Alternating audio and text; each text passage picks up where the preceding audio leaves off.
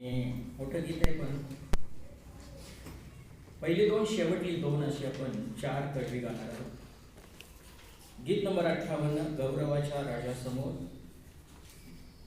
1 2 6 आणि 7.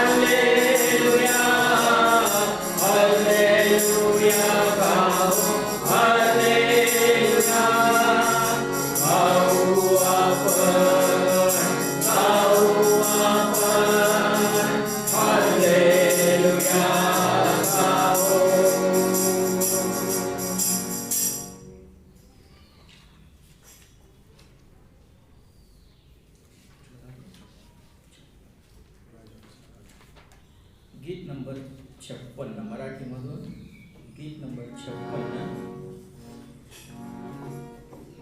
1 3 5 झाले 1 3 5.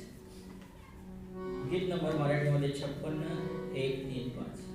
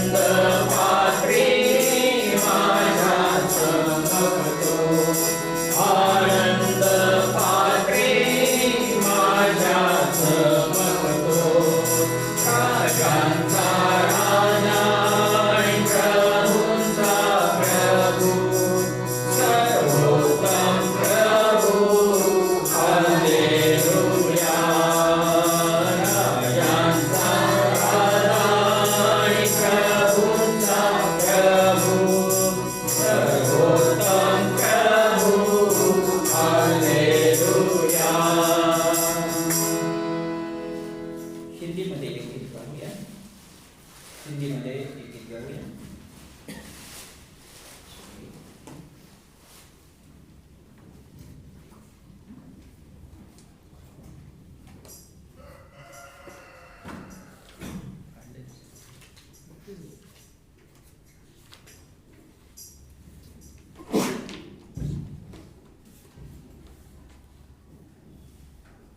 हिंदीमध्ये गीत गाणार आहोत. हिंदीमध्ये 709 हिंदी पुस्तकातील गीत नंबर 709 पूर्ण हृदय से धन्यवाद.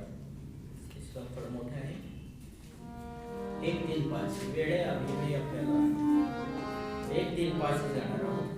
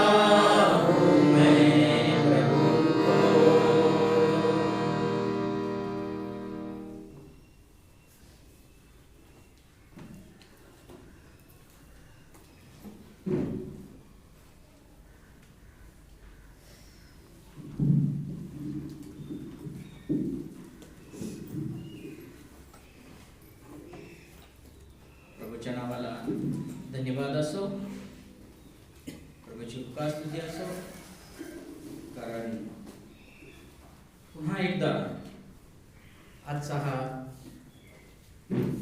दिवस जो आठवड्याचा पहिला दिवस, प्रभूच्या आराधना उपासना करण्याचा दिवस आणि त्याच्या मंदिरामध्ये येऊन त्याला धन्यवाद देण्याचा दिवस प्रभूने आपल्या जीवनामध्ये आपल्याला दिलेला आहे. ही देवाची कृपा आहे, देवाची दया आपणावरती आहे की अशा रीतीने या जगातल्या सर्व गोष्टी बाजूला ठेवून वेगवेगळ्या ठिकाणावरून आपण त्याच्या पवित्र मंदिरामध्ये यावेळेला आलेला आहोत. काहीतरी परमेश्वर देवानं आपणासाठी केलेला आहे, काहीतरी त्याचे उपकार आमच्यावरती झालेले आहेत. आमच्या अंतःकरणामध्ये देवाच्या बद्दल काहीतरी प्रीती आहे, काहीतरी आमच्या मनामध्ये देवाच्या बद्दल कृतज्ञता आहे, काहीतरी जाणीव आमच्या अंतःकरणामध्ये आहे त्याच्या उपकारांची, त्याच्या प्रीतीची, त्याच्या आशीर्वादांची जाणीव ठेवून किंवा त्याचं स्मरण करून आज आम्ही त्याच्या पवित्र मंदिरामध्ये त्याला धन्यवाद देण्यासाठी, त्याला स्तुतीचं अर्पण घेऊन आम्ही त्याच्या शरणाजवळ, त्याच्या मंदिरामध्ये आलेलो आहोत. आणि म्हणून थोडासा वेळ त्याच्या पवित्र वचनाकडे आम्ही पाहणार आहोत.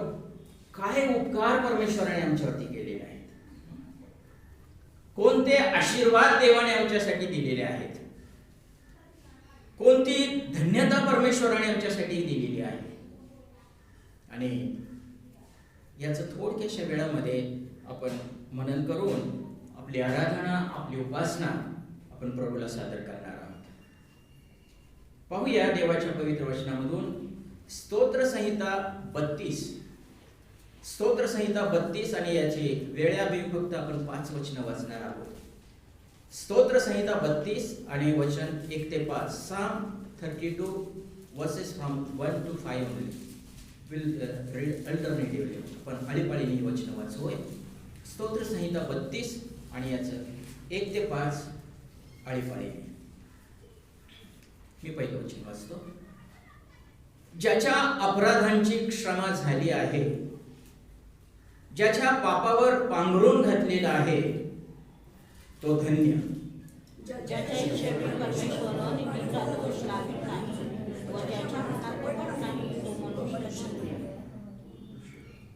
मी गप्प राहिलो होतो तेव्हा सततच्या कणण्यामुळे माझी हाडी जीर्ण झाली. कारण रात्रंदिवस तुझ्या हाताचा भार माझ्यावर होता. उन्हाळ्याच्या तापाने वाहत होता. माझ्यातला जीवन सुकून गेला.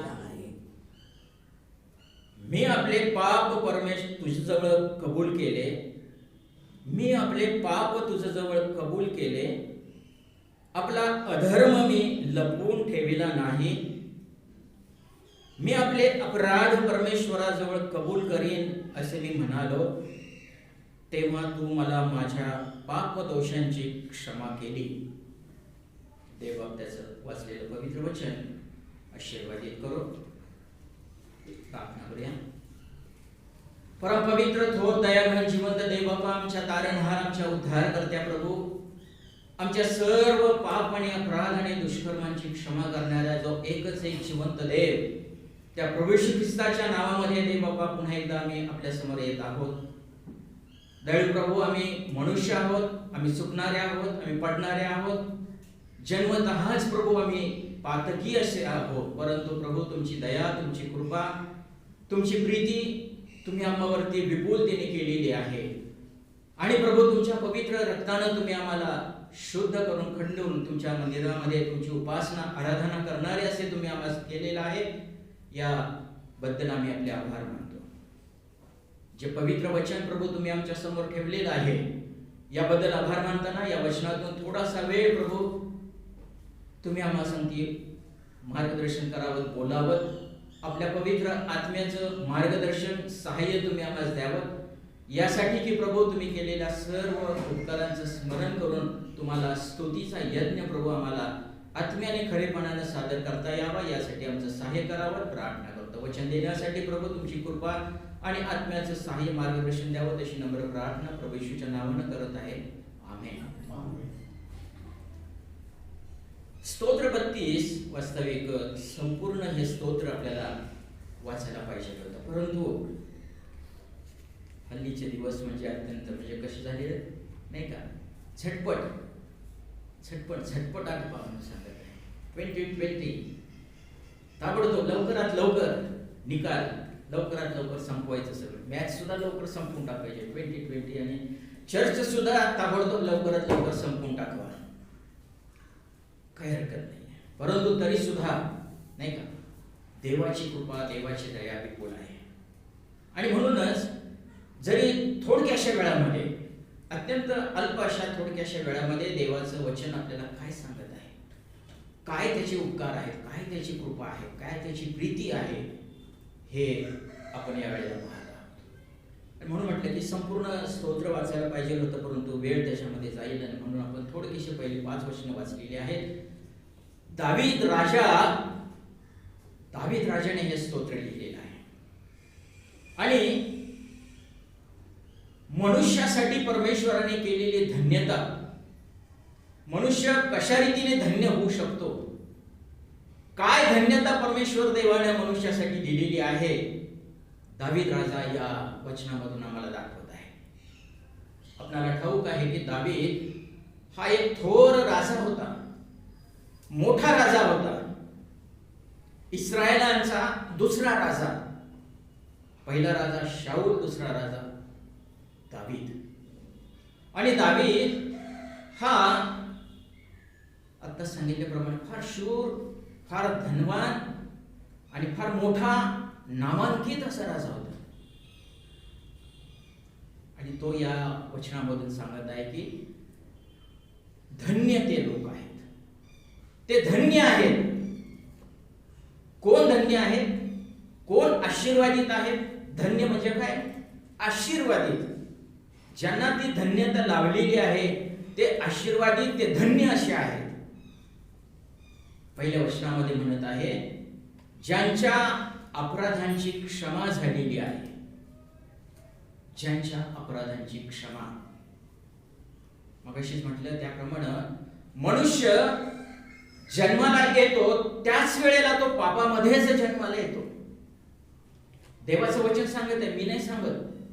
स्तोत्र संहिता 51 मध्ये म्हणत आहे, दावीदच सांगत आहे की माझा जन्मच पापामध्ये झालेला आहे. किंवा त्याही पुढे आणखीन तो पुढे जाऊन सांगत आहे की माझ्या आईच्या उदरामध्ये माझी घटना होत असतानाचाच मी पातकी आहे.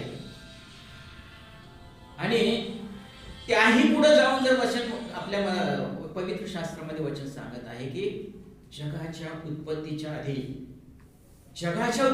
आधी मनुष्याची निवड परमेश्वराने ज्या वेळेला केली त्यावेळेलाच आम्ही पाहतो की मनुष्याची निवड करत असतानाच मनुष्य काय आहे, तो पापी आहे, तो अपराधी आहे, तो दुष्कर्म करणार आहे. परंतु तरी सुद्धा परमेश्वराने जगाच्या स्थापनेआधी तुमची आणि माझी निवड परमेश्वराने प्रभू येशू ख्रिस्तामध्ये केलेली आहे. जन्माच्या आधी, निर्मितीच्या आधी, आमच्या घटनेच्या आधी. आणि म्हणून या ठिकाणी दावीद म्हणत आहे की त्याच्यानंतर ज्यांना ही जाणीव झाली, ज्या वेळेला मनुष्य आपल्या पापाची जाणीव करून घेतो, ज्या वेळेला त्याला आपले पाप आणि अपराध हे लक्षात येतात, समजतात, आणि ज्या वेळेला तो ते कबूल करतो आणि परमेश्वराजवळ तो जातो आणि आपले अपराध परमेश्वराजवळ कबूल करतो, परमेश्वर त्याला त्यावेळेला क्षमा करतो. ख्रिस्ती धर्मामध्ये, ख्रिस्ती कुटुंबामध्ये जन्म झाला आणि म्हणून तो देवाचा झाला किंवा तो देवाच्या राज्यामध्ये जाईल असं मुळीच नाहीये. देवाचं वचन स्पष्ट सांगत आहे ज्यांच्या अपराधांची क्षमा झालेली आहे. पुढे जाऊन म्हणत आहे की ज्यांच्या पापांवरती पांघरून घातलेला आहे, पापावरती पांघरून घातलेला आहे, पापावरती झाकण घातलेलं आहे. ते झाकून टाकलेले आहेत पाप, ते दिसणार नाही. नाही का, एखादा मनुष्य ज्या वेळेला अंगावरती घेऊन पांघरून घेऊन झोपतो दुसऱ्याला माहिती नसतं बाहेरच्याला की हा माणूस कोण आहे, ओळखता येत नाही, कारण ते झाकून गेलेलं आहे. वचन या ठिकाणी म्हणत आहे की ज्याचे अपराध, ज्याचं पाप झाकून टाकलेलं आहे, पांघरून घातलेलं आहे, क्षमा झालेली आहे, ते धन्य आहे, ते आशीर्वादित आहे. जगाच्या दृष्टिकोनातून आपण जर पाहिलं तर आपल्याला ठाऊक आहे नाही का की बाहेर आपण पाहतो, इथं तिथं पाहतो, पेपरमध्ये पाहतो, टीव्ही मध्ये पाहतो, किंवा आपल्या नजरेने सुद्धा आपल्याला पाहतो, आपल्याला ठाऊक आहे की काय काही लोक फार धनवान असतात नाही का, ज्यांच्या दारापुढं 2-4 फोर व्हीलर आहेत, एखादी दुसरी फोर व्हीलर आहे, बंगला आहे, चांगलं घर आहे, मोठं सुंदर फर्निचर आहे, पुष्कळ पैसा आहे, समाजामध्ये त्या माणसाला, त्या व्यक्तीला, त्या कुटुंबाला मान सन्मान आहे, काहीतरी चांगलं पद देशाकडे आहे. अशांना जग काय म्हणतं की काय आशीर्वादित आहे नाही, किती धन्य आहे ही व्यक्ती, किती धन्य आहे हे कुटुंब. जगाच्या दृष्टिकोनातून आहे ते. परंतु हे धन, हे पद, हा पैसा, हा मान काय क्षणिक आहे, थोड्या दिवसासाठी असतं ते. ज्या वेळेला मनुष्य मरतो त्यावेळेला सगळं काही सोडून निघून जातो नाही, काहीही घेऊन जाता येत नसतं. पवित्र शास्त्र बायबल सांगत आहे की त्याची नीतिकृत्य त्याच्या बरोबर जातात. त्यांनी केलेलं सर्व जे चांगली कार्य आहेत तीच त्याच्या बरोबर जातात, किंवा त्यांनी जर वाईट कृत्य केलेले असेल तर तीच त्याच्या बरोबर जाणार आहेत. ते धन, ते बंगला, ती गाड्या, ते पैसे, किंवा ते सगळं पद, या गोष्टी जगामध्ये सोडून जावं लागतं. रिकामी येतो, रिकामी जातो म्हणतात, परंतु रिकामी जात नाही.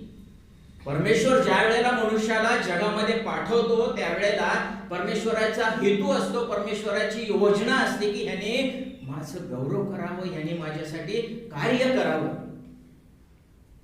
आणि जो कोणी हे कृत्य त्याच्या बरोबर जात असतात. आणि म्हणून या ठिकाणी दावीद हा म्हणतोय आहे आपल्याला, म्हणजे माहित आहे की दावीद हा मगाशीच म्हटल्याप्रमाणे फार शूरवीर होता. जगाच्या दृष्टिकोनातून सुद्धा परमेश्वराने त्याला सर्व धन दिलेलं होतं, संपत्ती दिलेली होती, मोठा राजपद त्याला दिलेलं होतं, पुष्कळ सैन्य त्याच्याजवळ होतं, सर्व काही जगी गोष्टी सुद्धा त्याच्या पुढे होत्या. परंतु त्याचबरोबर दावीद हा असा एक राजा आहे की परमेश्वराने दिलेले जे अनंतकालिक आशीर्वाद आहे, हे जे काही स्तोत्र त्याने लिहिलेले आहे त्याच्या स्वतःच्या अनुभवामधून त्याने हे स्तोत्र लिहिले आहे की ज्याच्या पापांची क्षमा झालेली आहे, ज्याच्या पापावरती पांघरून घातलेला आहे, अधर्म त्याचे झाकले गेलेले आहे, तो धन्य आहे, तो आशीर्वादित आहे. भले जगाच्या दृष्टिकोनातून त्याच्याकडे पैसा नसेल, धन नसेल, मान नसेल, काही नसेल, कोणी ओळखतही नसेल, परंतु देवाचं वचन म्हणत आहे की तो आशीर्वादित आहे, तो धन्य आहे. पुढे जाऊन दुसऱ्या वचनामध्ये म्हणत आहे की ज्याच्या हिशेबी परमेश्वर अधर्मांचा दोष लावत नाही. ज्याच्या हिशोबी परमेश्वर अधर्मांचा दोष लावत नाही, ज्याच्या मनामध्ये कपट नाही, तो मनुष्य धन्य आहे, तो मनुष्य आशीर्वादित आहे. अधर्मांचा दोष ज्याच्या नावावर नाही, ज्याच्या हिशोबामध्ये नाही, ज्याच्या खात्यावरती ते अधर्म, दुष्कर्म, अपराध हे लिहिलेले नाहीत किंवा मांडलेले नाहीत, नाही का. जगामध्ये आपण सर्वजण तसे आहोतच की काहीतरी कुठंतरी आपलं एक खातं असतं, किराणाचं असेल, मेडिकलचं असेल, किंवा इतर गोष्टी काहीतरी असतात. आपण सांगतो माझ्या खात्यावरती, माझ्या नावावरती ते लिहून टाक, मी त्याचा हिशोब चुकता करीन, नाही का. पगार झाला की मी ते सगळं तुझं मिटवून टाकेन, हिशोबावर मी तुझा चुकता करेन. परंतु या ठिकाणी आध्यात्मिक दृष्टिकोनातून देवाचं वचन सांगत आहे की अधर्मांचा दोष, पापाचा दोष, दुष्कर्मांचा दोष ज्याच्या हिशोबामध्ये लिहिलेला नाही किंवा तो खोडून टाकलेला आहे, तो रद्द केलेला आहे, तो मनुष्य धन्य आहे, तो मनुष्य धन्य आहे. दावीद हे सांगत आहे. नवीन करारामध्ये संत पाऊल सुद्धा सांगत आहे. संत पाऊल सुद्धा आपण वाचूयात एक वचन, फार सुंदर आहे. कलसेकरास पत्र याचा 2रा अध्याय. कलसेकरास पत्र याचा 2रा अध्याय. ज्याप्रमाणे हा दावीद सुद्धा जे सुंदर असं ते लिहित आहे, त्याप्रमाणे संत पाऊल हा सुद्धा एक फार मोठा देवाचा सेवक, आणि तो या 2ऱ्या अध्यायामध्ये कलसेकरास पत्र, कलोसे चॅप्टर 2 आणि वर्स मला वाटतं 13 आणि 14 दोन्ही आपण वाचूया. सुंदर आहे. कलसेकरास पत्र 2रा अध्याय आणि 13 आणि 14. जे तुम्ही आपल्या अपराधांनी आणि आपल्या देह स्वभावाच्या बेसुंतीपणाने मेलेले होता, त्या तुम्हाला त्याने त्याच्याबरोबर जिवंत केले. त्याने आपल्या सर्व अपराधांची क्षमा केली आणि आपल्या विरुद्ध असलेला जो विधीचा दस्तऐवज आपल्याला प्रतिकूल असा होता, तो त्याने खोडला आणि वधस्तंभावरती खिळून तो रद्द केला. आमच्या विरुद्ध लिहिला गेलेला तो दस्तऐवज, तो हिशोब, पापांचा, अपराधांचा, दुष्कर्मांचा, सर्व प्रकारच्या आमच्या अन्यायांचा तो हिशोब लिहिलेला होता. परंतु या ठिकाणी संत पौल सुद्धा सांगत आहे की हा हिशोब, हा दस्तऐवज, हे लिखाण प्रभू येशू ख्रिस्ताने वधस्तंभावरती आपला प्राण देऊन, आपलं रक्त सांडून तो दस्तऐवज काय केलेला आहे? रद्द केलेला आहे. तो खिळून टाकलेला आहे, तो नष्ट केलेला आहे, तो पुसून टाकलेला आहे. त्याच्या पवित्र रक्ताने ते पुसून टाकलेलं आहे. आणि म्हणून या ठिकाणी दावीद सुद्धा म्हणतो की ज्याच्या हिशोबामध्ये परमेश्वर हा हिशोब तो घेत नाहीये, तो मनुष्य आशीर्वादित आहे, तो मनुष्य धन्य आहे. ज्याच्या मनामध्ये कपट नाही, अंतःकरण ज्याचं स्वच्छ आहे, शुद्ध आहे, तो सुद्धा मनुष्य धन्य आहे, तो आशीर्वादित आहे. का? त्याच्या अंतःकरणामध्ये परमेश्वर देवाचा आत्मा आहे, देवाचा आत्मा त्याच्यामध्ये आहे. कपट त्याच्यामध्ये नसणार आहे, निष्कपट शुद्ध असं त्याचं अंतःकरण असणार आहे. देवाची वस्ती कारण त्याच्या अंतःकरणामध्ये देवाचा आत्मा त्याच्यामध्ये आहे. आणि तो मनुष्य काय आहे? धन्य आहे, तो आशीर्वादित आहे. दावीद स्वतःच्या अनुभवामधून, स्वतःच्या त्याच्या स्वभावामधून जे अनुभव त्याने घेतलेले आहेत, त्याच्यामधून तो हे स्वतःचे अनुभव त्या ठिकाणी लिहित आहे आणि म्हणत आहे की हे जे लोक आहेत, ज्यांनी हा अनुभव घेतलेला आहे, ज्यांच्या अशा प्रकारे अपराधांची क्षमा झाली, ज्यांच्या पापावर पांघरून घातलं, ज्यांचं अंतःकरण स्वच्छ आहे, शुद्ध आहे, ज्यांच्यामध्ये देवाचा पवित्र आत्मा वसत आहे, ते आशीर्वादित आहे, ते धन्य आहे. दावीद स्वतःच्या अनुभवातून लिहित असताना आपल्याला माहित आहे की मगाशीच म्हटलं की सर्व प्रकारचे आशीर्वाद परमेश्वर देवाने दावीदाला दिले. पवित्र शास्त्रामध्ये पुष्कळशे असे राजे आहेत. दुसरे इतिहास, दुसरे राजे या पुस्तकांमध्ये आपल्याला पाहायला मिळेल. इस्रायलांच्यावरती बरेच राज्य होऊन गेले, बरेच अनेक असे राजे होऊन गेले, त्यांची नोंद आहे. परंतु बऱ्याचशा काही राजांच्या बाबतीमध्ये पवित्र शास्त्र बायबल सांगत आहे की देवाच्या दृष्टिकोनातून त्यांनी जे काही वाईट तेच त्यांनी केलं, अयोग्य जे काही तेच त्यांनी केलं, बापानी जे काही केलं तेच पुत्रांनी केलं. देवाला न आवडणाऱ्या गोष्टी त्यांनी चालू ठेवल्या. अनेक गोष्टी आहेत देवाला न आवडणाऱ्या, मूर्ती पूजा किंवा इतर बऱ्याचशा गोष्टी आहेत, आपण त्यामध्ये वेळ घालवणार आहे. मला सांगायचा उद्देश हा आहे की दावीद देवाला संतुष्ट करणारा असा होता. दावीद हा राजा, जरी त्याला जगातल्या सर्व गोष्टींनी धन्य केलेलं होतं, परंतु तो त्या धन्यतेमध्ये त्या ठिकाणीच तो थांबला नाही, किंवा आपलं मन त्याच्यामध्ये त्याने रमवून टाकलं नाही, परंतु त्याने आध्यात्मिक दृष्टिकोनातून सुद्धा परमेश्वरापासून मिळणारे जे सर्व धन्यता आणि आशीर्वाद त्याने प्राप्त करून घेतलेले आहे. आणि म्हणून दावीद हे एकच असं नाव पवित्र शास्त्र बायबलमध्ये आहे, सर्वात जास्त वेळेला या नावाचा उल्लेख बायबलमध्ये पवित्र शास्त्रामध्ये आलेला आहे. दाविदाचं हे एकच असं नाव अनेक ठिकाणी जवळजवळ 150 वेळेला पवित्र शास्त्रामध्ये दाविदाचं नावाचा उल्लेख केलेला आहे. दुसरा कोणाचा इतका उल्लेख झालेला नाही. प्रभू येशू ख्रिस्ताचा सुद्धा उल्लेख बायबलमध्ये तितक्या वेळेला झालेला नाही, इतका दाविदाच्या नावाचा उल्लेख पवित्र शास्त्र बायबलमध्ये केलेला आहे. का? तर तो देवाला संतुष्ट करणारा होता, देवाच्या मनासारखा तो होता. संत पाऊल सुद्धा त्याच्याबद्दल साक्ष देतो आणि प्रभू येशू ख्रिस्त स्वतः सुद्धा त्याच्याबद्दल सांगत आहे.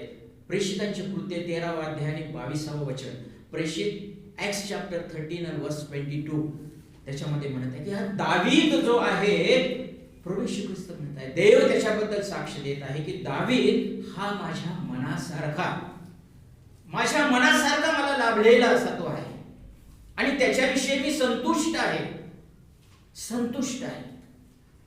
माझं मन त्याच्याबद्दल आनंदी असं आहे.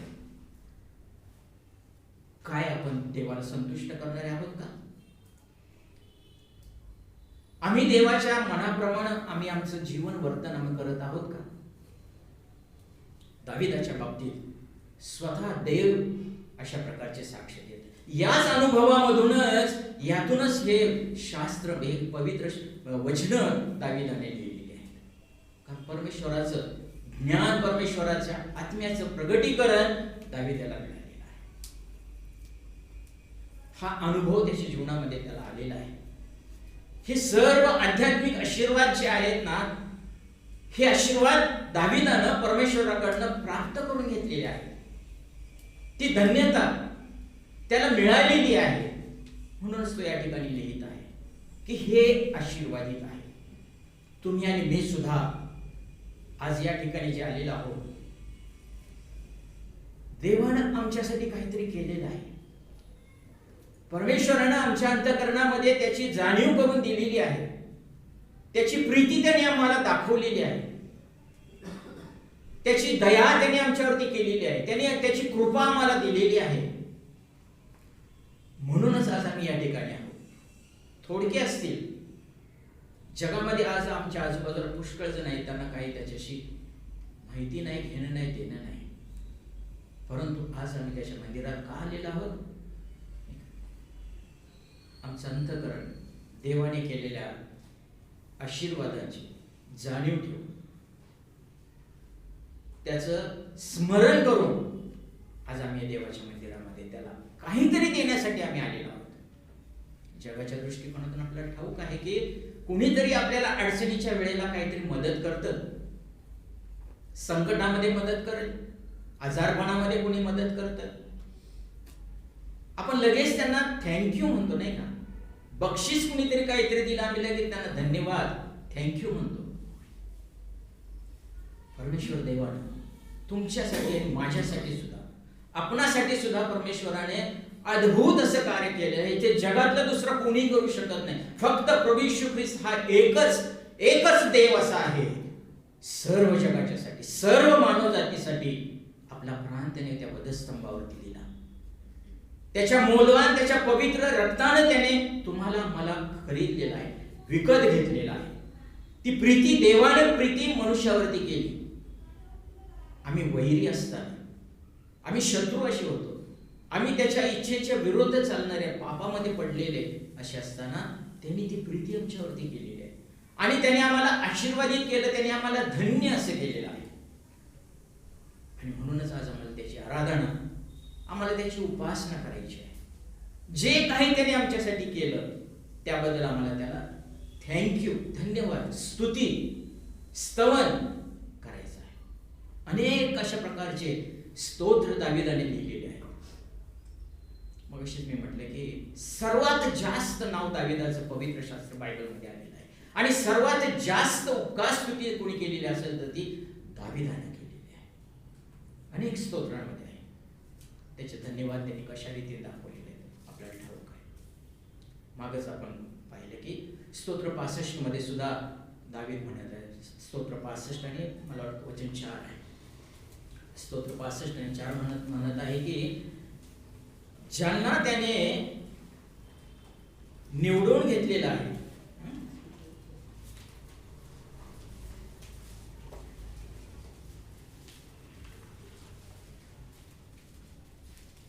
तुझ्या अंगणामध्ये राहणाऱ्यांसाठी ज्यांना तू निवडून घेतोस आणि आपल्या सानिध्यामध्ये आणतोस ते धन्य आहे. तुम्हाला मला परमेश्वरानं निवडून घेतलेलं आहे. जगामधून त्याने तुम्हाला मला निवडून घेतलेलं आहे. आज आपल्याला त्याच्या मंदिरामध्ये आणलेलं आहे. आत्ताच म्हटलं मी की वेगवेगळ्या ठिकाणावरून आपण या ठिकाणी एकत्र राहिलेलो आहोत, नाही का? आपल्या घरापासून आपण या ठिकाणी आलो. का आलो? त्याच्या अंगणामध्ये त्याची आराधना, त्याची उपासना करण्यासाठी. त्याने जे काही केलेलं आहे आमच्या जीवनासाठी त्याचं स्मरण करून त्याला उपकार स्तुती देण्यासाठी, त्याला स्तुतीचा यज्ञ देण्यासाठी, आपल्या मुखामधून काहीतरी त्याला धन्यवाद देण्यासाठी आपण या ठिकाणी आलेलो आहोत. स्तोत्र 33 आणि 12 मध्ये सुद्धा तू काय म्हणत आहे? स्तोत्र संहिता 33 आणि 12. Psalm 33 verse 12. ज्या राष्ट्रांचा देव परमेश्वर आहे, ज्या लोकांना त्याने आपल्या वतनाकरिता प्रजा म्हणून निवडले आहे ते धन्य आहे. ज्यांना निवडलेलं आहे, नाही, ज्यांना निवडलेलं आहे, त्याच्या सानिध्यामध्ये घेतलेलं आहे ते धन्य आहे. ते धन्य आहे, ते आशीर्वादित आहे. आणि आशीर्वादित जर असेल, धन्य जर असेल तर थँक्यू म्हटलंच पाहिजे, आभार मानलेच पाहिजे, स्तुती केलीच पाहिजे. देवाने आज आम्हाला तो समय दिलेला आहे. वचन स्तोत्र 32 आणि त्याचं 11वं वचन काय म्हणत आहे?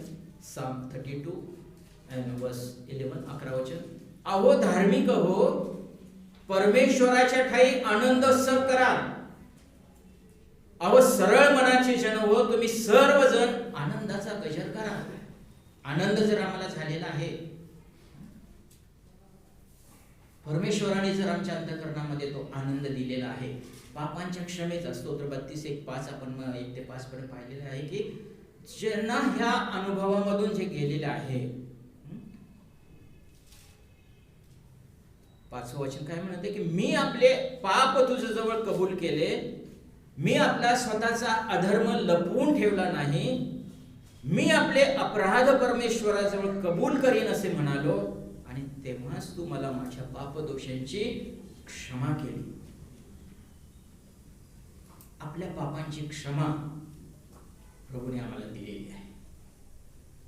तो एकच देव आहे. मग म्हटलं की तो एकच असा देव आहे की तो पापांची क्षमा देऊ शकतो. दुसरा कोणालाही तो अधिकार नाही, या पृथ्वीवरती नाही, कुठंच नाहीये. कोणीही दुसरं पापांची क्षमा करणारा देव दुसरा कोणी नाही, फक्त प्रभू येशू ख्रिस्त आहे. आणि म्हणून जर हा अनुभव आमचा झालेला आहे, जर ही जर खात्री आम्हाला झालेली आहे, तर प्रियांनो आज आम्हाला त्याची आराधना करायची आहे.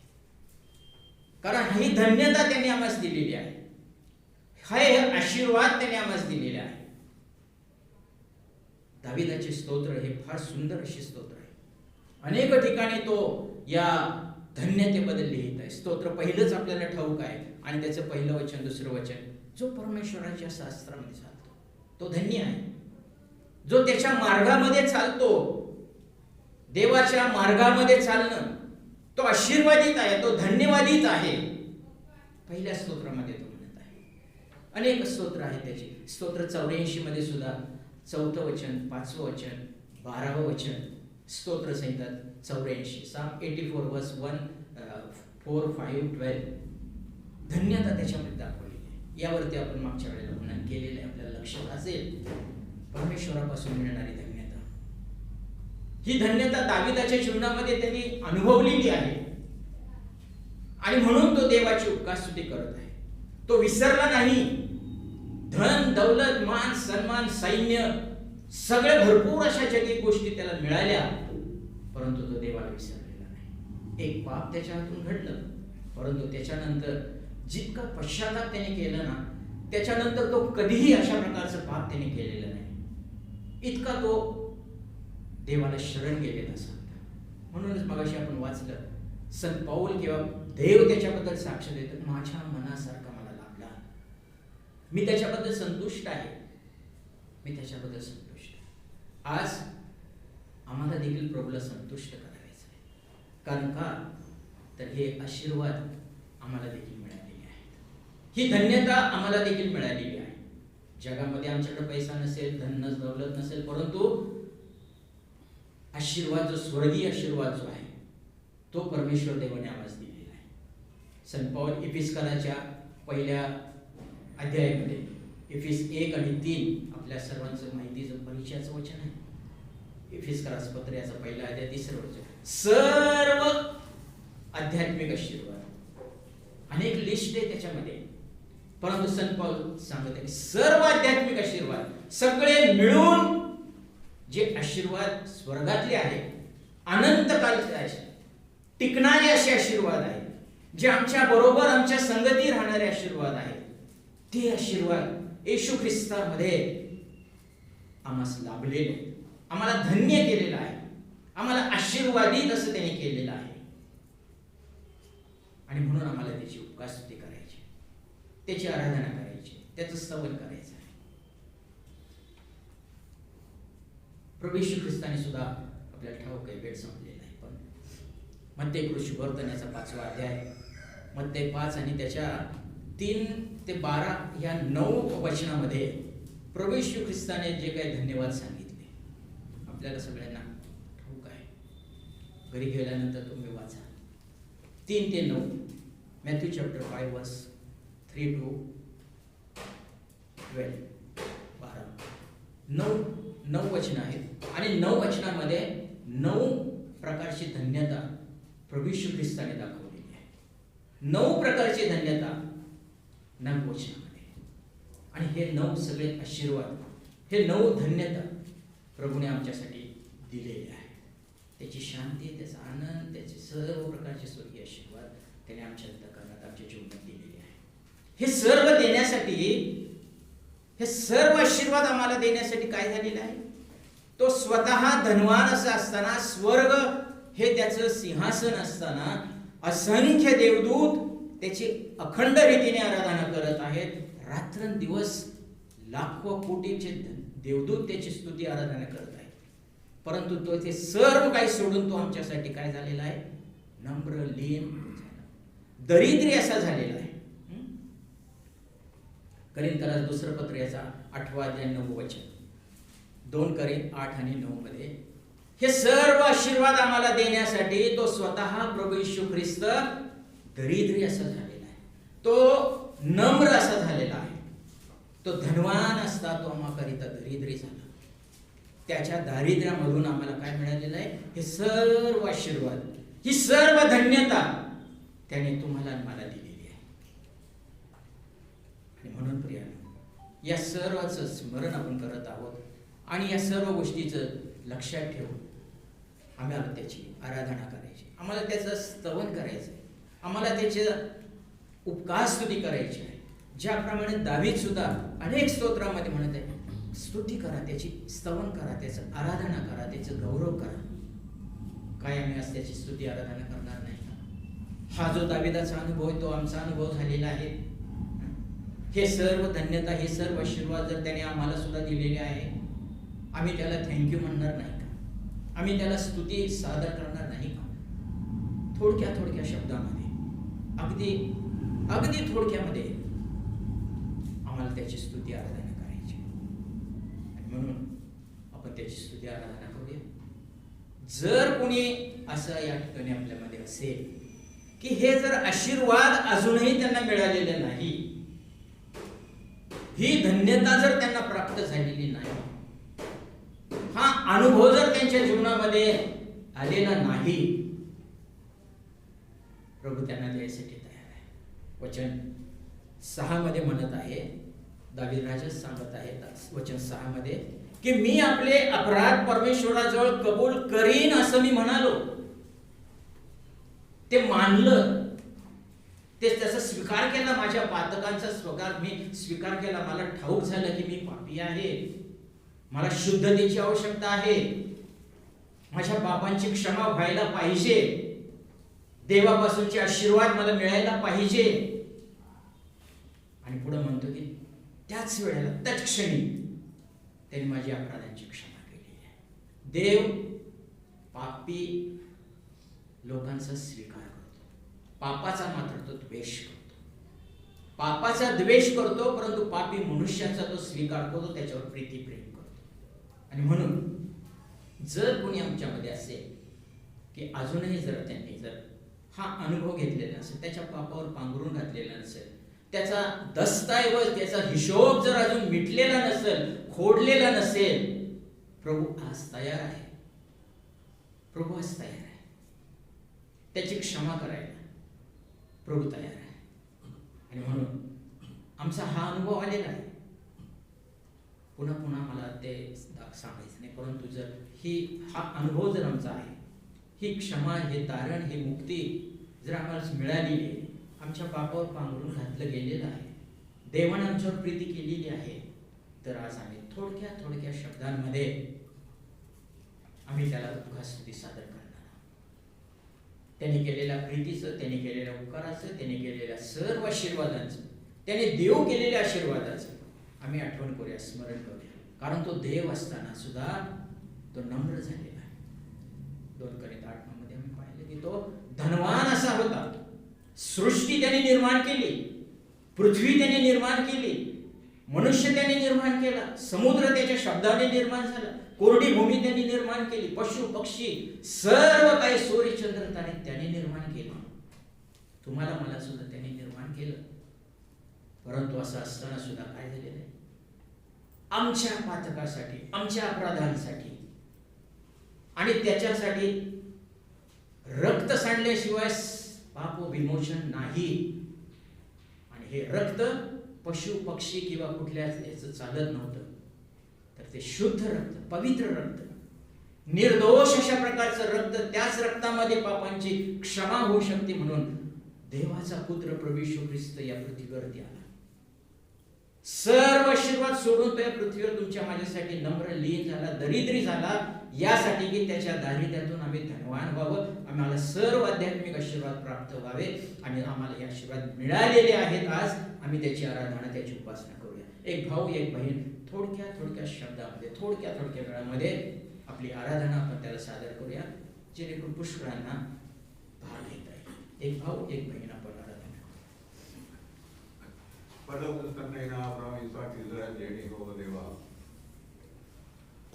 सर्वशक्तीचे देव त्यांना बाबा एक प्रश्न त्यामुळे देव त्यांना म्हणून स्तुतीचे कितीला सदैव स्तोत्राची नाम बाबा दारी महाराज देव त्यांना बाबा आणि स्तुती ध्यानावर देव त्यांनी तत्काळ देवता देवाच्या बाबा स्तोत्राची नाम बाबा ಎಲ್ಲವೂ ಸ್ತುತಿ ಭಾಗ್ಯವಾಗಿ ಆಗಲಿ ಸ್ತೋತ್ರ ಬಾಬಾ ತಂದೆ ನಾವು ನಮಿಸೇವೆ ದೇವ ನೀನು ಹೇಳಿದರ ಮಹಾಪ್ರಭುವಿನ ಸುಲಭ ಈ ಜಗತ್ತಿಗೆ ದೇವ ಬಾಬಾ ಮಹಾಪ್ರಭುವಿನ ದೇವ ಬಾಬಾ ದೇವ ಮೋಕ್ಷಕ್ಕಾಗಿ ದೇವರು ಪಾಪವಂತನಿಗೆ ಪವಿತ್ರ ರಕ್ತದ ಕಡಿಸಿದ್ದೆ ದೇವ ಬಾಬಾ ಇಬ್ಬರು ದೇವರ ಮಣ್ಣಿನ ಬಾಬಾ ಎಲ್ಲರೂ ದೇವ ಮಂದಿರದ ಕೈಗೆ ದೇವರ ಮಹಾಪ್ರಭು ಮಾತಾಡಲಿಕ್ಕೆ ರಕ್ತ ಶರೀರ ಆರಾಧನೆ ಅರ್ಪಿಸುವಾಗ ಮಾತಾಡಲಿಕ್ಕೆ ಪ್ರಕಟವಾಗಿ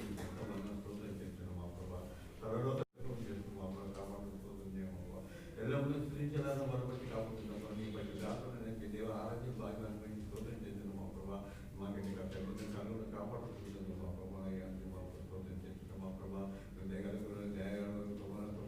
కనికరణ దేవుడు మా ప్రభా మమ్మల్ని ఆశ్రయ కాపాడు స్తోత్రం మందిరం కాపాడుతూ అందరినీ ఆశ్రయ కాపాడుతూ స్తోత్రం చేస్తూ ఈ బీదకిన మా ప్రభా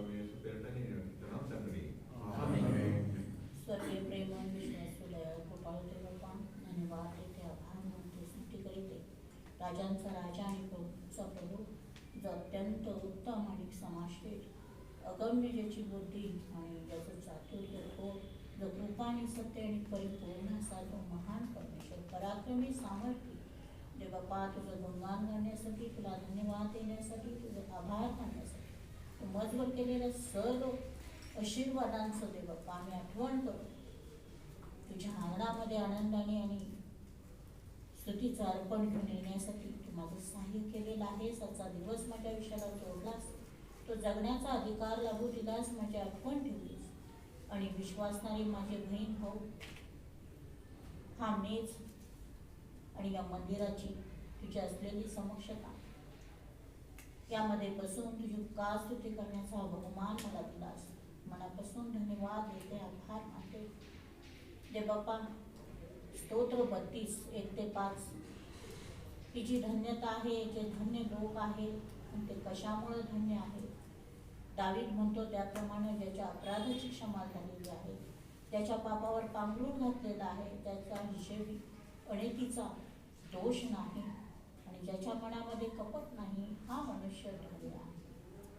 देवबापा जो दावीदाचा अनुभव तोच माझा देखील अनुभव आहे आणि या धन्यतेमध्ये मी यावं यासाठी त्या गडबडलेल्या गोंधळलेल्या अशा जगामधून बहरलेल्या कोपराप्रमाणे मी जी पापी अपराधी तुझ्या दृष्टीने देवबापा पापमय जीवन जगणारी अशी असताना देखील तुझ्या नेत्राने मला पाहिलं, पापण्याने आजमावलं आणि त्यामधून बाहेर काढण्यासाठी आपला पुत्र प्रभू येशू ख्रिस्त माझ्यासाठी देऊन टाकला. माझ्यावर जो काही पापाचा अपराधाचा दस्तऐवज होता, तो हिशोब माझ्या विरोधात लिहिलेला होता, तो दस्तऐवज फोडून काढण्यासाठी, रद्द करण्यासाठी प्रभूनं नम्र लीन होऊन तो वधस्तंभ माझ्यासाठी उभे राहूया आणि प्रभूचे आभार मानूया की आज आपण त्याच्यामध्ये राहतो आणि आपले प्रिय बंधू राजकुमार यांना देवानं शक्ती दिली, सामर्थ्य दिलं आणि तुम्हाला मला आपल्या सर्वांना देवाच्या मंदिरात येऊन त्याची भक्ती करण्यासाठी ही संधी दिली. या आपण उभे राहून प्रभूचे आभार मानूया. स्वर्गीय बापा, आम्ही तुझ्या मनापासून आभार मानत आहोत, कारण स्तुती, आराधना, भक्ती स्वीकारण्यास केवळ योग्य असा एकच तूच आहे. तुझ्याशिवाय दुसरा कोणीही नाही. ज्याची आम्ही भक्ती करावी, ज्याची आम्ही सेवा करावी, ज्याला आम्ही हाक मारावी, ज्याच्या सानिध्यात आम्ही असावं, ज्याच्या मंदिरात आम्ही यावं आणि ज्याची वाणी आम्ही ऐकावी, असा तूच एक प्रभू आहे. आभार मानतो तुझ्या सर्व आशीर्वादाबद्दल, धन्यतेबद्दल. सकाळपासून आम्ही तुझी वचनं ऐकत आहोत. आज विशेष रीतीने आभार मानतो तुझ्या दासाबद्दल की त्यांना तू आरोग्य दिलंस, सर्वांच्या प्रार्थना ऐकल्यास आणि विशेषतः त्यांची आरोग्य तू ऐकलीस आणि त्यांना तू आरोग्य दिलंस आणि आमच्यामध्ये उभा केलंस. आम्ही मनापासून तुझे आभार मानतो, स्तुती करतो. प्रभूजी, जो कोणी तुझी सेवा करतो, जो तुझी मंदिराची काळजी घेतो, जो मंदिरावर प्रीती करतो, त्याचं प्रतिफळ तू जरूर देतोस, हा आमचा विश्वास आहे. इथं उपस्थित असलेल्या सर्वांबद्दल आभार मानतो. वचनाद्वारे आमची भेट घे, येशूच्या नावाने मागतो म्हणून तू ऐक. आमेन. बसूया. आराधना चालू असताना मला विचार आला होता की 5 किंवा 10 मिनिटं वचनावर बोलावं आणि मी असा विचार केला होता की जर जेव्हा ब्रदर मला म्हणतील की तुम्ही मेजाजवळ जा आणि भाकर बोला, त्यावेळेस तिथं न जाता इथे यावं आणि 5-10 मिनिटं बोलावं असा मी विचार केला होता त्यांची परवानगी. पण त्यांनीच मला सांगितलं की तुम्ही 5-10 मिनिटं काहीतरी बोला, वचनावर बोला, मेजाविषयी. एक वचन आपण पाहूया, प्रेषितांची कृत्ये 3रा अध्याय, Acts of the Apostles chapter 3.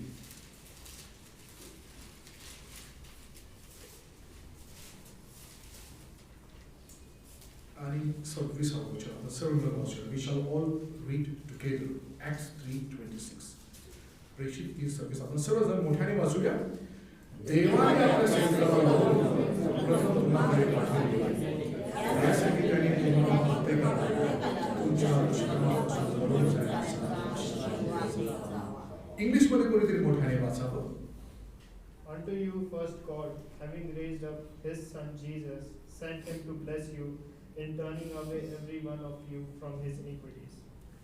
God raised up His Son Jesus to bless you in turning away from your iniquity. हा एक आशीर्वाद आहे. तुमच्या दुष्कर्मापासून वळून जाण्याचा आशीर्वाद द्यायचा. म्हणून देवाने आपला पुत्र प्रभू येशू ख्रिस्त जो सेवक त्याला उठवून तुम्हाकडे पाठवले, यासाठी की त्याने तुम्हा प्रत्येकाला तुमच्या दुष्कर्मापासून वळून जाण्याचा आशीर्वाद द्यायचा. आशीर्वाद, ब्लेसिंग्स. आजकाल मी पाहतो बऱ्याच ठिकाणी ब्लेसिंग्स मीटिंग्स असतात, नाही का? तुम्ही सर्वांनी ऐकलं असेल. ब्लेसिंग्स मीटिंग शनिवारच्या असतात, गर्दी असते. तिथंच काय आमच्या अकोला मूर्तिजापूर भागामध्ये पण एक सिस्टर आहे आणि तिच्या मीटिंगमध्ये सगळे आशीर्वाद घेण्यासाठी येतात आणि बाकीचे मंदिरात ओसाड पडत आहे. खूप गर्दी असते, 4-5 हजार लोक असतात त्या ठिकाणी. लोकांना आशीर्वाद पाहिजे आहे. आशीर्वाद म्हणजे काय? What do you mean by blessing? या ठिकाणी सांगितलेलं आहे दुष्कर्मापासून वळून जाण्याचा आशीर्वाद. हा एक आशीर्वाद आहे. आपण सकाळी पाहिला, माझ्या पापाची क्षमा झाली, माझ्या पापावर पांघरून घातलं, देवाबरोबर समेट हा आशीर्वाद. परंतु या ठिकाणी आपण वाचत आहोत, हा संत पेत्र म्हणत आहे, मंडळीला म्हणत आहे, यहुद्यांना म्हणत आहे, देवाने त्याचा पुत्र मरणातून उठवला यासाठी की त्याने तुम्हाला आणि मला आपल्या दुष्कर्मापासून वळून जाण्याचा आशीर्वाद द्यायचा. पाप आणि दुष्कर्म याच्यामध्ये फरक आहे. चुकून न कळत काही गोष्टी घडून जातात, पाप होतं.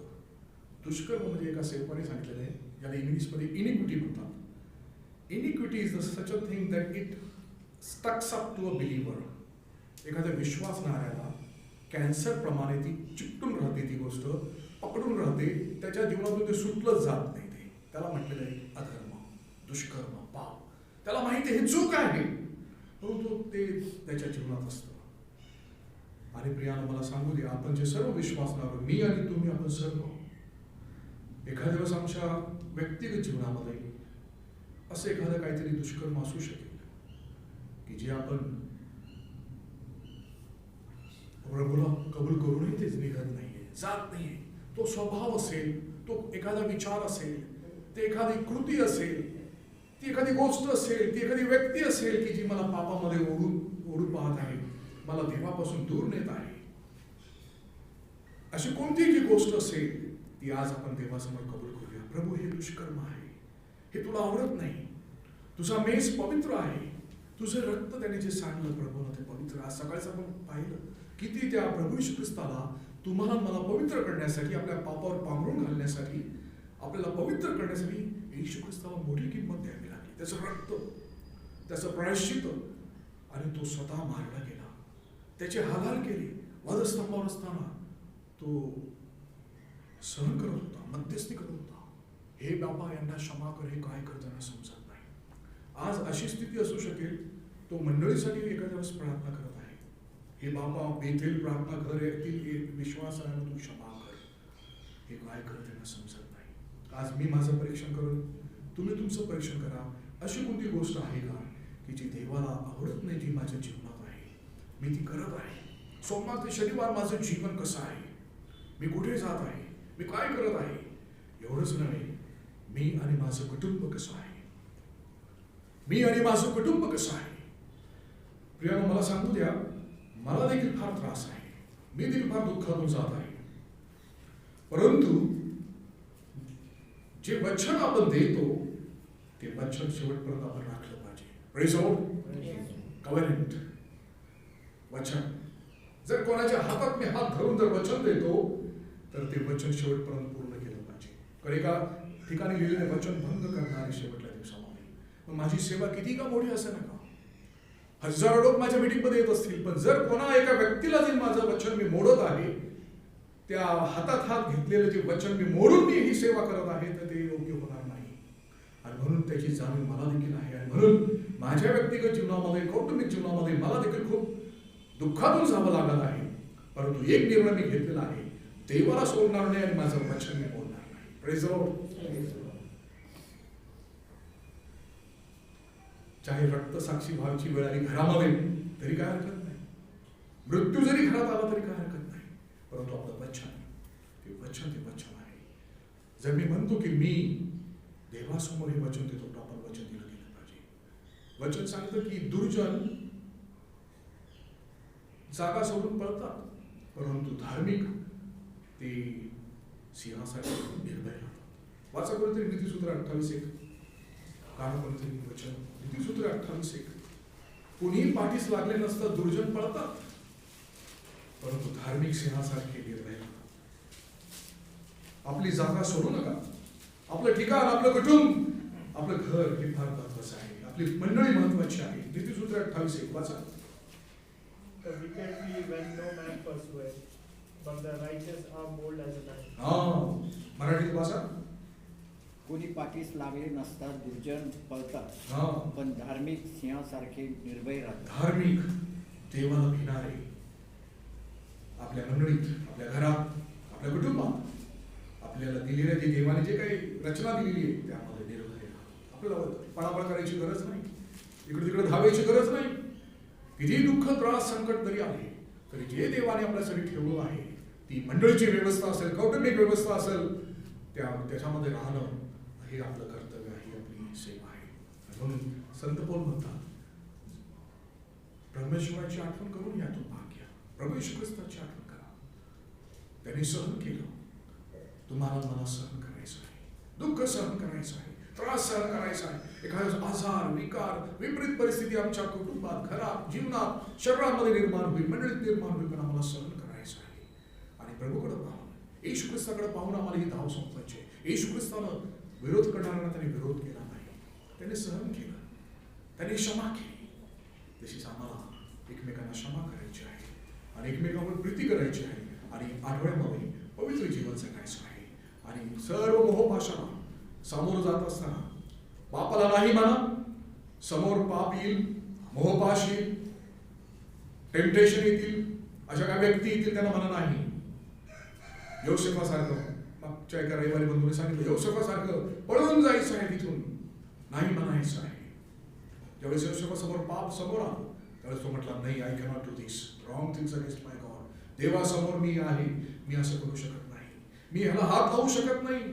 व्यसन असेल, वासना असतील, काय असेल ते समोर, त्याला आपण हात लावू शकत नाही. कारण हा प्याला पवित्र आहे. जेव्हा मी जगाच्या गोष्टीला हात लावतो आणि ह्यालाही हात लावतो आणि दुटप्पी जीवन आम्ही जगतो तर आम्ही देवाला फसवत आहोत. हा प्याला पवित्र आहे प्रिया, ही भाकर पवित्र आहे, ही जे मेज आहे, ख्रिस्ताचं शरीर आहे, पवित्र आहे. माझ्यामुळं तुम्हाला त्रास होऊ नये. एकामुळं सर्वांना त्रास होतो. आखानानं पाप केलं, लपून बसला तंबूमध्ये, त्याच्यामुळं संपूर्ण इस्रायल लोकांना माघार घ्यावी लागली. सर्व इस्रायल लोक शत्रू समोर पाडाव झाले. कशाला? एकाच्या पापावर. योनाने देवाची आज्ञा मोडली, पळून जात होता देवाच्या इच्छेच्या विरुद्ध, जाऊन बसला आपल्या नावेमध्ये, लपून बसला. त्याला म्हटलं, हा नाव चांगले, मंडळीमध्ये मी लपून बसेल, आराधना करेल, कोणाला समजणार नाही. एकामुळं दुसऱ्यांना त्रास निर्माण केला. योनामुळं संपूर्ण जहाज कसं झालं? धोक्यात आलं. They all came into problem because of one man's sin. म्हणून जे विशेषतः मेजर भाग घेणार आहे त्यांनी लक्षात घ्या, आपण पवित्र रीतीने स्वतःचं परीक्षण करून यातून भाग घेऊया. सर्व विश्वासणाऱ्यांना आमंत्रण आहे. सर्व जे तारण प्राप्त, ज्यांच्या पापावर पावडून घातलेलं आहे, ज्यांना खात्री आहे की मी आता आशीर्वादित आहे, इथून पुढे पाप करायचं नाही. येशू ख्रिस्ताने वेळोवेळी त्या स्त्रियांना, व्यभिचारी स्त्रियांना सांगितलं, जा शांतीने जा, पण इथून पुढे पाप करू नका. Don't commit any sin hereafter. आजपासून नाही. म्हणून हा आपण इशारा घेऊया आणि पवित्रतेने देवाच्या वचनात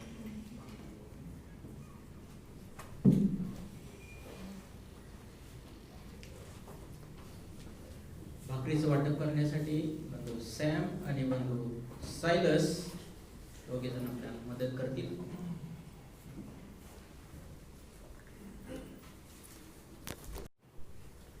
मला जास्त काय बोलता येणार नाही.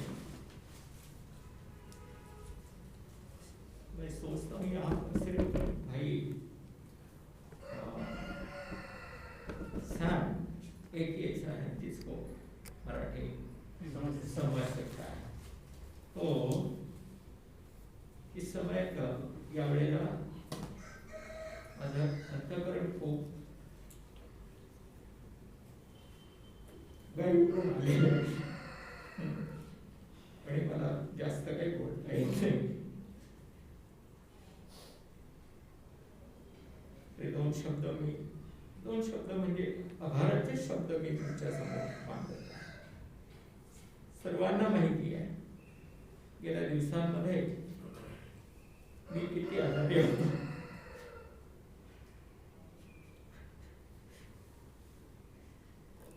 जवळजवळ 69 वय माझं आहे, परंतु इतक्या वर्षामध्ये मी कधीच आजारी पडलो नाही. ही देवाची कृपा आहे. मी मोठेपणा नाही सांगत असं, पण गेल्या 20 जुलै रोजी घरामध्ये त्रास झाला. थोड्याशा डॉक्टरच्या चुकीमुळं त्यांनी म्हणजे मला चुकीचं मार्गदर्शन केलं. व्हायरल आहे म्हणून सांगितलं की ज्याच्यामुळं मी घरी थांबून राहिलो आणि जो कोविड होता आणि जे निमोनिया होता तो वाढत गेला आणि खूपच वाढत गेला की माझे लंग्स जे आहे, फुफ्फुस जे आहे ते सगळे चोकअप झाले होते. डॉक्टर म्हणण्याच्या ऐवजी माझ्या पत्नीचा एक भाऊ आहे, तो थिएटरमध्येच असतो. त्यांनी सांगितलं की काय तुम्ही झोपला होता का?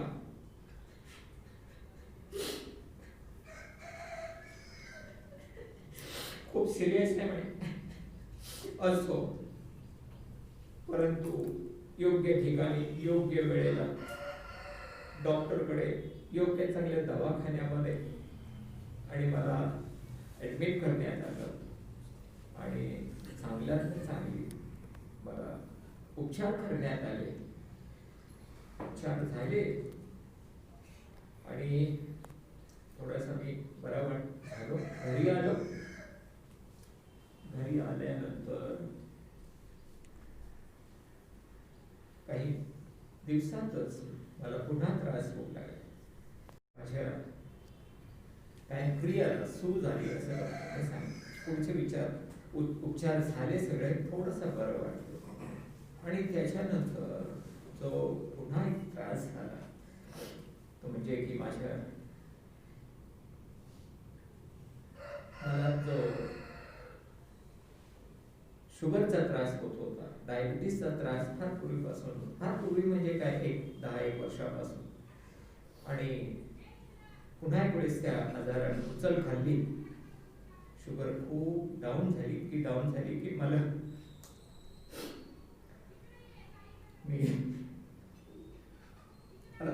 बोलता येत नव्हतं. 45 पर्यंत डाऊन झाली असं म्हणतात. मी बेशुद्धच होतो. ताबडतोब मला नेण्यात आलं आणि अशा रीतीनं त्या ह्याच्यावर शुगरवर पण उपचार करण्यात आले.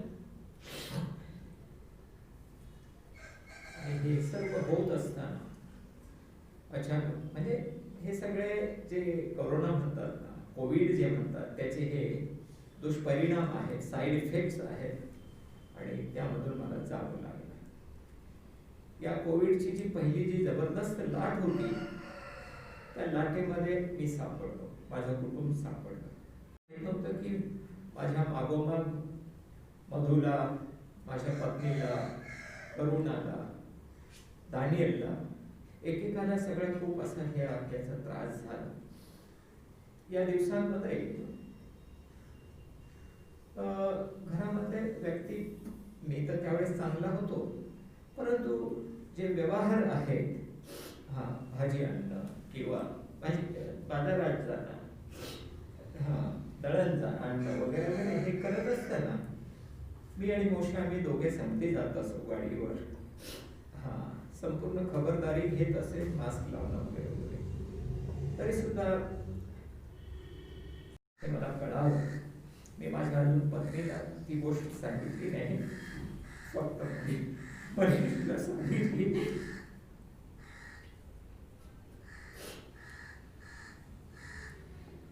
की मी खाट्यावर पडलो होतो.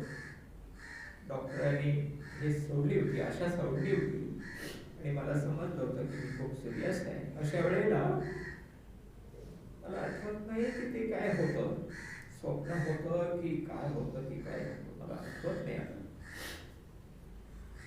परंतु देवाच्या म्हणजे तुमच्या साक्षीसाठी, विश्वासाच्या वाढीसाठी म्हणा, आणि मी अशा एका ह्याच्यात होतो की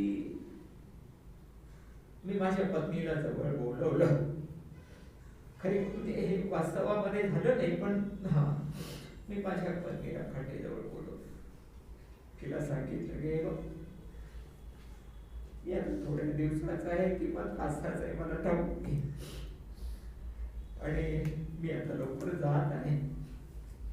येतपर्यंत मी संपूर्ण जबाबदारीची आहे. तुझी जबाबदारी, मुलांची जबाबदारी, कुटुंबाची जबाबदारी, मंडळीची जबाबदारी जी काय आहे ती येतपर्यंत कशी का असेना पण मी पार पाडलेली आहे. पण मला ठाऊक नाही यापुढे काय आहे ते. या गोष्टी मी त्याला सांगितले, यापुढे मला माहित नाही, परंतु माझ्यानंतर तू सांभाळ वगैरे वगैरे हे सगळं मला त्याला सांगायचं होतं. मी त्याला जवळ बोलवलं होतं. पुढच्या गोष्टी भरपूर आहेत. असं इतकंच नाही, परंतु मी आशिषला त्यावेळेस म्हणजे बोलवलं नाही जवळ, मी त्या ह्याच्यामध्येच ट्रान्समध्ये होतो की कशामध्ये होतो, मी आशिषला जवळ बोलवलं. आशिषला सांगितले मी थोड्या दिवसाचा, उद्या समजा देवाने मला त्याच्याजवळ बोलवलं तर माझा अंत्यविधी कसा करायचा याविषयी सुद्धा मी त्याला संपूर्ण सूचना दिल्या होत्या. कोणी काय करायचं, कोणी काय करायचं, दुःख करायचं नाही वगैरे सगळ्या गोष्टी सांगितल्या. तेव्हा मोठ्या भरपूर गोष्टी सांगायच्या, पण वेळ संपलेली आहे. तर अशा रीतीनं आणि जात असताना अचानक रीतीनं माझ्या युरिन मध्ये इन्फेक्शन झालं, लघवीमध्ये इन्फेक्शन झालं. इतकं इन्फेक्शन झालं म्हणतात माझी लघवी थांबली. डॉक्टरांनी बाकीचे सगळे काही बघितलं तर किडनीमध्ये शेवाळासारखं, शेवाळ असतं ना, त्या शेवाळासारखं काही जे इन्फेक्शन आहे आणि ते जमा झालं होतं. आणि डॉक्टरांनी सांगितलं फार कठीण आहे. अगदी जो एक विषाणू होता, जो एक बॅक्टेरिया होता, आणि तो डॉक्टर म्हणाले की हा अतिशय रेअर असतो, दुर्मिळ असतो, आणि तो ह्यांच्यामध्ये आलेला आहे, लघवीतून आलेला आहे, आणि उपचार चालू करूया आपण अशा रीतीनं त्यांनी माझ्याकडून सगळे. इतकंच नाही, परंतु ज्यावेळेस लोकांना कळलं की राजकोट आजारी, मी काय फार मोठा सेवक आहे हे तुम्हालाही ठाऊक आहे, मलाही ठाऊक आहे, परंतु दुबईमधून, ऑस्ट्रेलियामधून, इंग्लंडमधून, आयर्लंडमधून, अमेरिकेमधून आणि इतर काही ठिकाणाहून पुष्कळ लोकांनी जे मला ओळखत नाहीत, पाहिलं नाही, अशा सर्वांनी माझ्यासाठी प्रार्थना केली. उपचारामुळे माणूस बरा होतो याच्यात काही शंका नाही. मी आणि मोशे आम्ही एका दवाखान्यात ऍडमिट होतो एकाच वेळेला.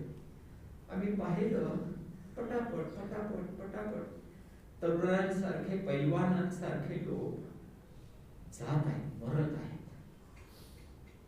पण देवाचं वचन स्तोत्र 91 मध्ये जसं म्हटलं, तुझ्या उजवीकडे, तुझ्या डावीकडे, तुझ्या समोर लोक पडतील, पण त्याची बाधा तुला होणार नाही. आणि खरोखर हे आम्ही अनुभवलं, दोघांनी अनुभवलं की लोकांना कसं त्या ह्याच्यावरून घेऊन जात आहे मेलेल्या लोकांना. पण आम्ही जिवंत असे त्या दवाखान्यातून, ICU मधून आम्ही बाहेर आलो.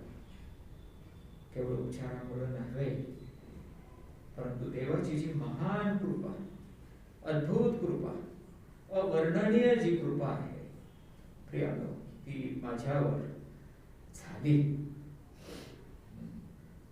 जसं पाऊल म्हणतो की मरणाचा ठराव तर झालेलाच होता, मरण हे फिक्स झालेलं होतं, परंतु देवाला बरं वाटलं की पुन्हा एक काही दिवस हिजकियासारखं वाढवून द्यावे, हिजकियासारखे वाढवून द्यावे. काही लोकांनी माझ्याबद्दल म्हटलं की योबासारखं तुमच्यावर संकट आलं. योबाच्या पुढं कोण आहे हो आपण, नाही का? नाही, पण दुःखातून जाणं हे पण हिजकियासारखा पण मृत्यूचा ठराव माझ्यामध्ये झालेला होता, परंतु देवाने हिजकियाची जी चांगली काम पाहिली आणि त्याला जीव दान दिला. माझी काय चांगली काम आहे की देवाने मला जीवदान द्यावं. आणि नाही का, मला ठाऊक नाही माझ्यासाठी आणि किती वर्ष आहे, पण प्रियानो मला ठाऊक आहे माझ्यापेक्षा वयस्कर असलेले फक्त या ठिकाणी जॉन्सन ब्रदर आहे. लहानपणापासून त्यांनी मला पाहिलेले आणि कोण असतील मला आता माहिती. परंतु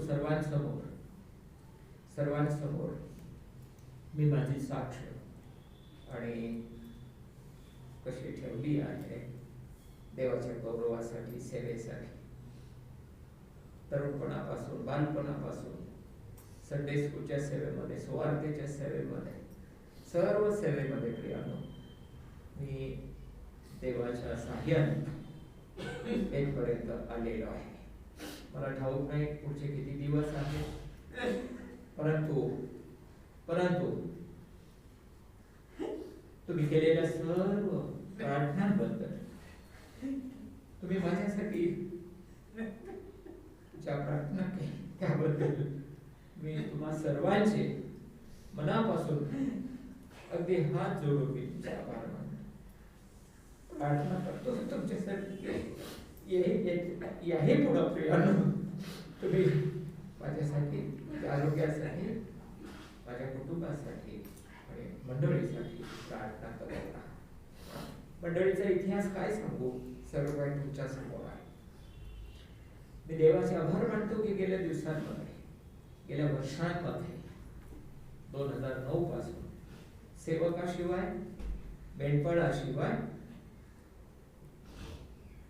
आणि गेल्या दिवसांमध्ये माझ्या आजारपणामध्ये, नाही का, माझ्याशिवाय देवानं त्याच्या सेवेची जबाबदारी उचलली. वेळोवेळी जे संदेश देणारे संदेष्टे देवाने पुरवले आणि प्रार्थना ऐकून देवानं मंदिर उघडलं आहे. 2-3 आठवड्यानंतर मला देखील त्याच्या मंदिरामध्ये उपस्थित राहण्याचा आणि त्याची स्तुती करण्याचा मला देवानं आशीर्वाद दिलेला आहे. यावेळेस मला पुष्कळ बोलायचं होतं, परंतु बोलता पण येत नाही. आणखी तरी आज मी देवाचे आभार मानतो की मला इतकं तरी बोलता आलं, कारण गेल्या काही दिवसांमध्ये थोडं सुद्धा मला बोलता येत नव्हतं. तोंडाला कोरड पडत होती, जीभ चिटकत होती टाळ्याला, इतक्या काही परिस्थिती होतेच. यावेळेला मी इथेच 2 शब्द पुरे करतो आणि तुमचे सर्वांचे पुन्हा मनापासून आभार मानतो. तुम्ही माझ्यावर प्रेम दाखवलं. जरी काही रिस्ट्रिक्शन असल्यामुळं, निर्बंध असल्यामुळं मला माझी भेट घेता आली नाही तुम्हाला, तरी प्रार्थना केली, याबद्दल मी तुमचे आभार मानतो. एक वचन मला प्रभू देते तुमच्यासाठी, तिथंच थांबा. मंडळी, त्यांची साक्ष ऐकत असताना ज्यावेळेस मला म्हटले की मी माझ्या अंतविधीची तयारी करत होतो, त्याच्या विरुद्ध हे वचन आहे.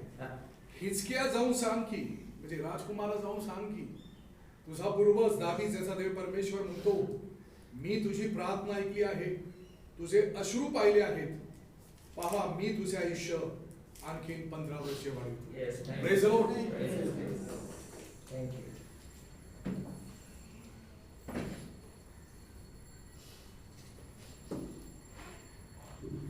आपण उभं राहणार आहोत आणि प्रभूचं दान अर्पण आपण प्रभूला सादर करणार आहोत. आणि हिंदीमधून गीत नंबर 728, गीत नंबर 728 आपण गाणार आहोत. आपलं दान अर्पण प्रभूला सादर करणार आहोत. देवाच्या वचनामध्ये अनेक वचनं आहेत. आताच बंधूंनी हिजकियाचं उदाहरण सांगितलं. दावीद सुद्धा म्हणतो आहे की स्तोत्र संहिता 119 आणि 70 हे 71 वचन म्हणतं की मी पीडित झालो हे माझ्यासाठी बरं झालं, कारण त्याने करून मी तुझे निर्णय शिकलो. अनेक वचन आहेत, पुष्कळ काही आपल्याला सांगता येईल साक्ष वगैरे, परंतु वेळ नाहीये. 728 हिंदीमधून याचं पहिलं आणि शेवटचं हे दोनच चरण आपण गाणार आहोत.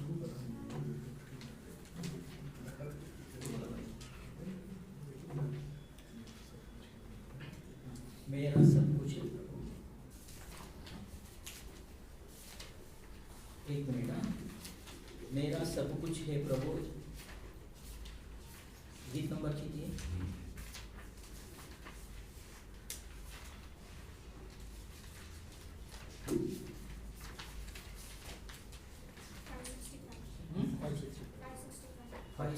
फाइव 565 नंबरचं गीत गाऊया.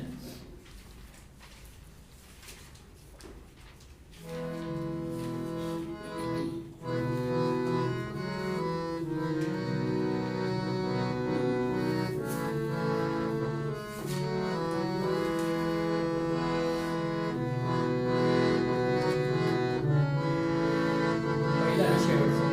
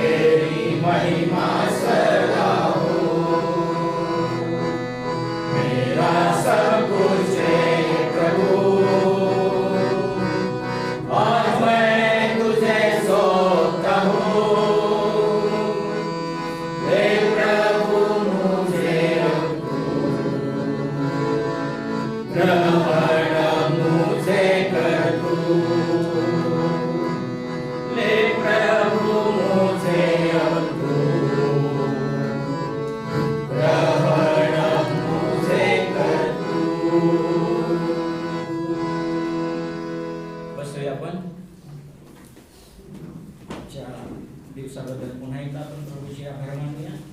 आणि दैवबापाने हा सुंदर असा जो दिवस आणि सुंदर समय प्रभूने आपल्यासाठी दिला आणि त्याबद्दल प्रभूच्या नावाला स्तुती आणि धन्यवाद देऊया. दानार्पणासाठी बंधू Sam English. Our loving Heavenly Father, Lord, Once again, we thank you, Lord, for thine grace till now, today, Lord. And also, Lord, we all thank you, Lord, for thine grace, Lord. And also, Lord, thou hast, Lord, heard all the prayers of your children, Lord. And also, Lord, brought uncle again, Lord. We thank you, Lord, for thine grace, Lord, for the things that thou hast did in thine servant's life, Lord. And also, Lord, we thank you, Lord, for the words also, Lord. And also, Lord, we thank thee for thine love on all of us, Lord. And also thine, Lord, grace, Lord, in all the ministry till today, Lord. And also, Lord, we thank you, Lord, for thine fellowship, Lord, all the day, Lord. And also, Lord, help us, Lord, to grow spiritually, Lord. Help us, Lord, to be ready for thine coming, Lord. Lord, we pray for thee, Lord, for the remaining week also, Lord. Show thine grace on all of us, Lord. We pray thee, we submit thee, we beg thee, Lord, this prayer in the name of our Lord and Savior, Jesus Christ. Amen.